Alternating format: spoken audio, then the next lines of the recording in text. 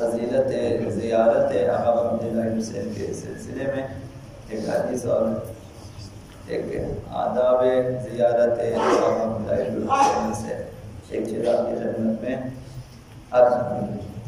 تو فضیلت زیارت کے سلسلے میں آقا امام جعفر الصادق علیہ السلام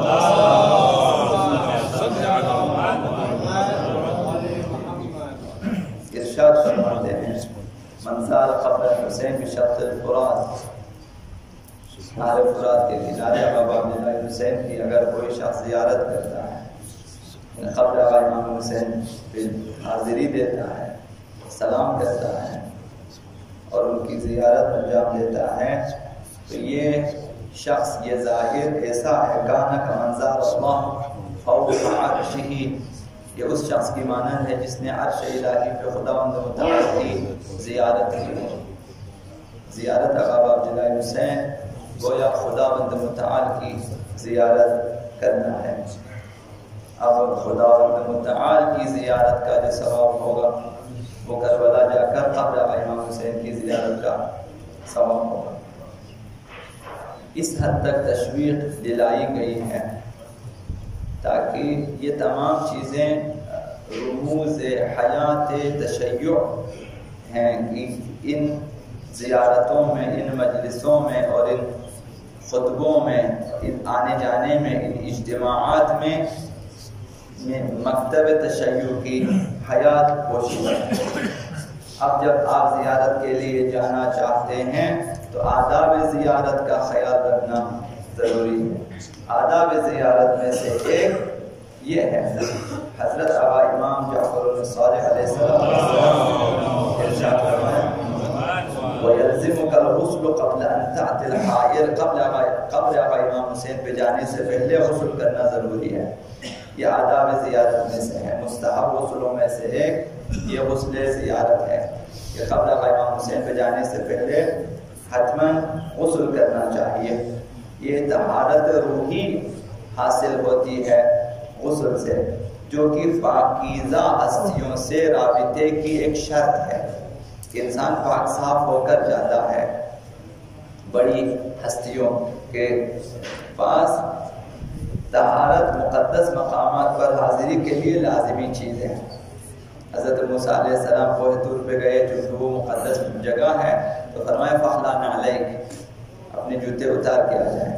احترام کوہ طور، جبکہ کوہ طور کو اگر آپ کربلا کے ساتھ مقایسہ کریں تو کوہ طور کی حیثیت ہی نہیں رہتی ہے۔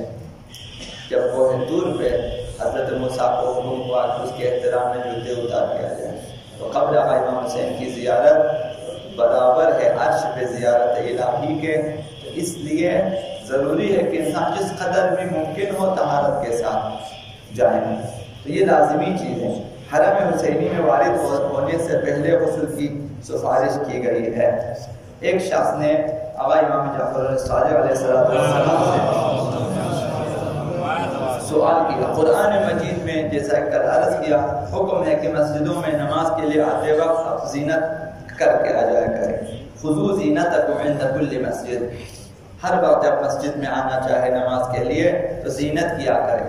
اس آیت کے بارے میں راوی نے سوال کیا چھٹے امام سے، اس سے مراد کیا ہے؟ تو ایک مصداق آقا امام سعدی نے بیان فرمایا کہ ایک مصداق یہ ہے کہ زینت کے ساتھ جائیں۔ الغسل عند لقاء کل امام، ہر امام سے ملاقات کے وقت غسل کیا ہوا ہو، یہ غسل جو ہے اسی زینت میں شمار ہوتا ہے۔ خدا متعال نے فرمایا ہر مسجد کے وقت جو ہے مسجد آتے وقت زینت کر کے آ جایا کریں۔ تو یہ جو حرم اہل بیت اطہار ہیں کہ جہاں ہم حرم سے ملاقات کے لیے نہیں جاتے، ہم خود امام سے ملاقات کے لیے جاتے ہیں، تو فرمایا کہ غسل کرنا مراد ہے کہ یہ زینت ہے۔ تو لہذا غسل زیارت سے انسان معنویت اور نورانیت حاصل کر لیتا ہے۔ لہذا غسل زیارت کے بعد ایک دعا بیان کی ہے، تمام مومنین کو چاہیے کہ غسل زیارت کے بعد اس دعا کو پڑھیں۔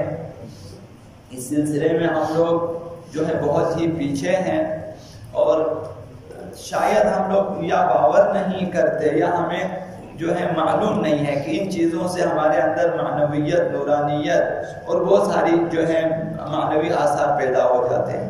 غسل جمعہ ہو مثلا، جو بھی غسل ہو اس سے وقت دعا ہے، ان دعاؤں کو پڑھنا چاہیے. مختصر دعائیں ہوتی ہیں. آقا امام صادق نے فرمایا کہ غسل زیارت سے پہلے، غسل زیارت کے وقت یہ دعا پڑھے، بسم اللہ و باللہ.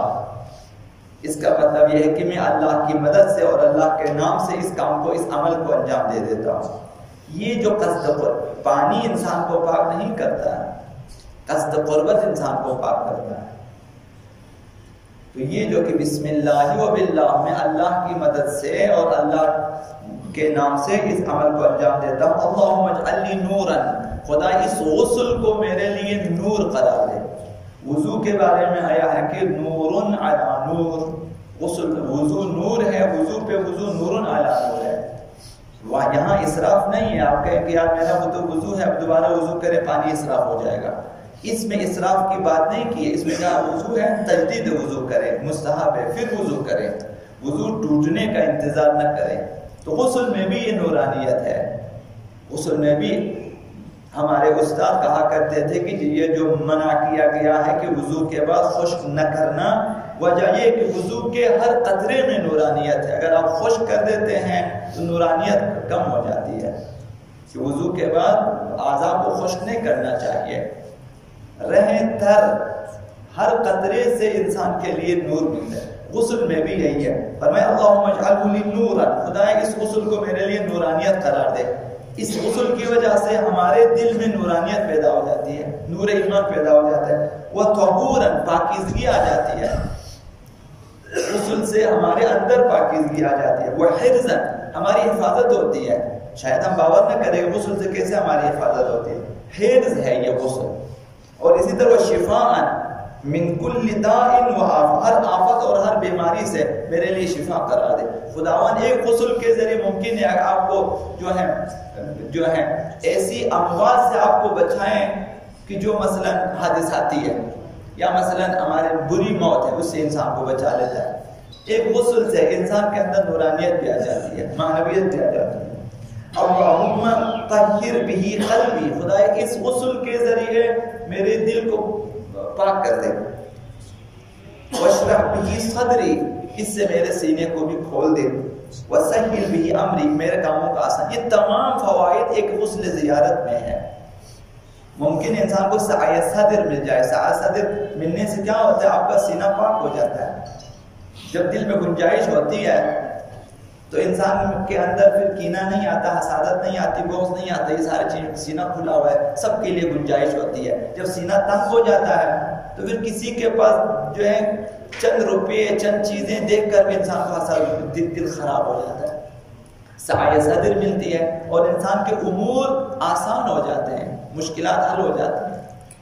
تو غسل زیارت اور زیارت کی نیت سے غسل اور قصد قربت سے غسل آداب زیارت میں ہے. اور اس سے یہ ساری چیزیں نورانیت اور انسان کے لیے حفاظت اور انسان کے لیے سعی صدر، یہ ساری چیزیں اس سے حاصل ہو جاتی ہیں. اللہم صلی اللہ علیہ بسمک العظیم العظم العز الجل الاکرام یا اللہ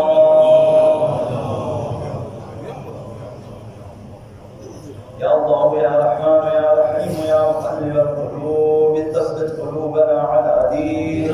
اللهم اهدنا من عندك وافضل علينا من فضلك وانشر علينا من رحمتك وانزل علينا من بركاتك. محمد وآله الطيبين الطاهرين.